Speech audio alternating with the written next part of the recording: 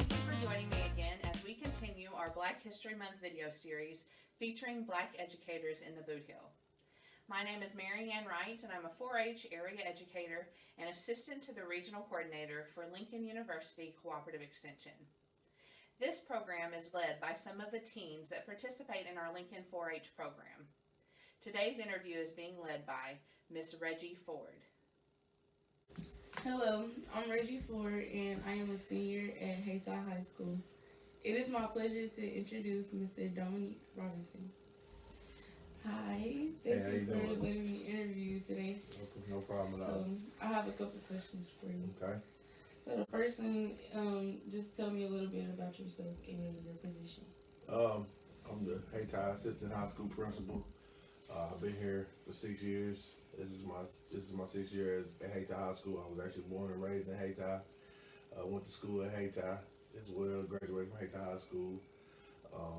Like I said, I got into education late, and when I was like 28. So this is my 6th year at it, and like I said, I'm having a blast.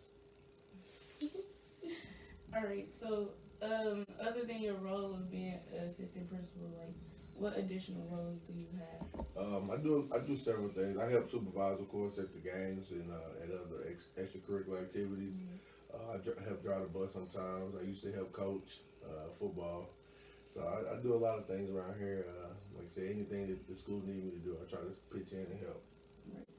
So, like, what fueled you to become an educator? Like, what got you into it? It's funny because I never wanted to get in education because I knew that the pay wasn't what I wanted in life, and so I kind of went to, work in the steel mill early on after I graduated college, and tried to find jobs that paid what I was looking for in life. And then after I got bored with that, I told myself I wanted to get into football coaching and just helping kids in the area as far as getting out of Hayti. And so I came back home. I left Houston, came back home, and I've been here ever since. I guess it's kind of the same question, but when did you know you wanted to pursue education? I know you said it wasn't your... I was probably about 25.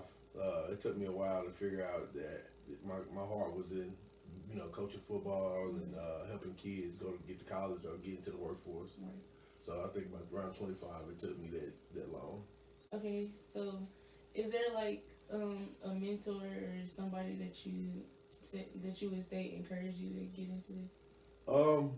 Definitely my dad. He's probably one of the biggest influences as far as getting into coaching and helping kids because he done it all his life. And Right.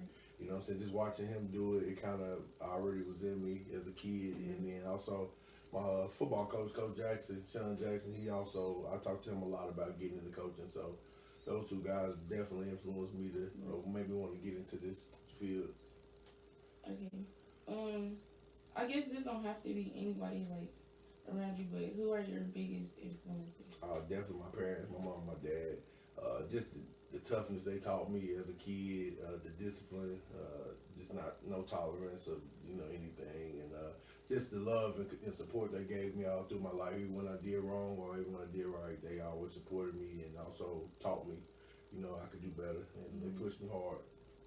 So, like, did you have any black teachers when you were in school? Like, was there a lot or was there not many? There were many. We had a few. We had Coach James, and we had Miss Alberta Cooper. Those were the two teachers that we had when I was in school, and seeing those two figures definitely was a big influence for us because those were individuals we could go to, and they kind of understood us because they was from Hayti, so that was big for us. Right. What are steps you took in early life that helped you today? Man, just discipline. Especially when it helped me a lot because when I got to college, I wasn't always the smartest. I wasn't always the hardest. The most exposed to things. So just being a hard worker and being disciplined helped me a lot because going to college is really not about what you know. It's about are you willing to put the time in? Are you willing to do the little things right to stay in school? And so being able to be the first one to get a college degree in my family, and then just pushing the bar for my kids was big for me. So, but that's been my biggest thing. Just want to push my kids so that they gotta go harder than me. So would you say you were like really involved in school and the community groups and stuff like that? Almost definitely. I played as Alpha Phi Alpha Greek fraternity at Mizzou. Like I said, I played football. I was definitely the first year was tough for me because I was coming from a small town, so I didn't know anybody, and I didn't want to, I'm antisocial at times in my life. So, but I grew out of my shell when I became about a sophomore, and I got involved in a lot of stuff, and from there, just a lot of friends. I met a lot of people, met a lot of friends, so it was good for me. Okay. So, were you fond of school growing up? Like, did you like it? To be honest, I didn't like school. My parents, they just, they pushed school on me tough. I mean, I couldn't make nothing less than to be, you had to go to school every day, wasn't no missing school, had to be involved in something. My parents they got me there, and now I kind of did the rest. And the school kind of did the rest because they made me fall in love with being in school because of some of the great teachers I had growing up. So eventually I fell in love with school because I love being around a lot of my teachers that I had. Right. What did your path to being an educator look like? It was ugly. I was confused, like a lot of college students. I didn't know what I wanted to be when I was doing. I mean, you hear those great things. I want to be a doctor. I want to be a lawyer. So I tried that. Of course, you get in a relationship in college. You try to be what that person is. So I've been through all those little loopholes, and eventually I ended up graduating.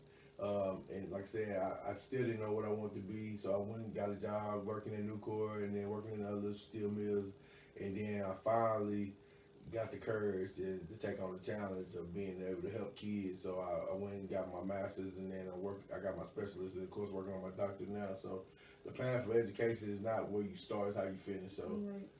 So you have to choose, what would be one of the biggest obstacles that you face? When I was told I wasn't going to be able to be a teacher because I didn't have all the stuff I needed to be one originally. So the biggest obstacle was me taking a big pay cut because I was going to had to work as an aide the first year. It was tough for me because I had a kid already. So as a father, your first duty is make sure your kid is good. And then, so me taking that and running with it, not taking no for an answer, and being able to just go around and do what I need to do to make sure that I was able to get certified as a teacher. That was my biggest challenge. In the education department, do you feel like there are benefits in having like a diverse school staff? Almost definitely. I feel like the diversity of our school right now is big because our kids get to see different angles of people, So just being able to, be in a role where I can provide students with, some of the things I went to is big. Just having that diversity is good for kids as well because life is diverse. You never know what type of job you're going to have and who you're going to be working with. Exactly. How do you incorporate social justice principles in your teaching? That's it's really a tough subject because everybody's views are different. But I try to let my kids voice their opinion because they need to be able to voice their opinion because if they're not heard, then they're never going to be able to grow up and be adults that we want them to become. Right. But also I just try to teach them, hey, this is sometimes this is right, sometimes this is wrong, and being able to let them voice their opinion and give them that outlet is big for us. Right. What advice would you give to those, especially the African American group, who want to pursue education as a career? Do it. I mean, there's no better feeling than helping others. You leave your mark in this world by who you help, and being able to have them change the world is big. And I love working with my kids. I mean, it's just a tremendous lift of my joy every day. I come to work. It's not work to me. I just come to work and have fun with my kids, man.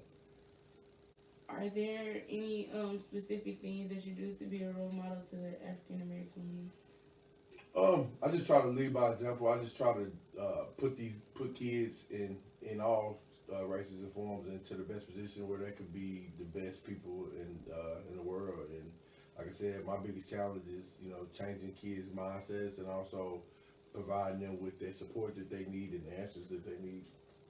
So this is our last question. Is there anything else that you would like to share with us today? I just want to thank God and you know, the people around me who helped mold me into the person I am today, and just want to continue to get better as a principal, as a father, of course, and as a role model to my community. Well, that concludes our questions, and I thank you for letting me Thank you for having me. Thank you for joining me today. This is one of an 8-part series featuring Black educators in the Bootheel. Be sure to visit the Pima County 4-H Facebook page and the Bootheel 4-H YouTube channel for additional videos and more information